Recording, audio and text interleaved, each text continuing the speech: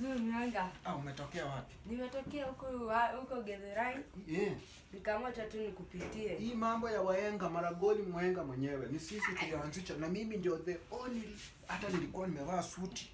Inafaa niende nione wahenga wengine wako huku Vihiga wanasema ati hawajui mimi ndio the Maragoli, the only mtoto wa Maragoli, the only baby face Vihiga mzima. Sasa unajua hii mambo ya wahenga. Kuna watu hawajui. Wewe ushaijiuliza ni kwa nini chakula ya matanga ni tamu? Sijai. Kwa sababu wewe hujakufiwa kwenu. Hakuna mwenye amekufa kwenu. Mwenga.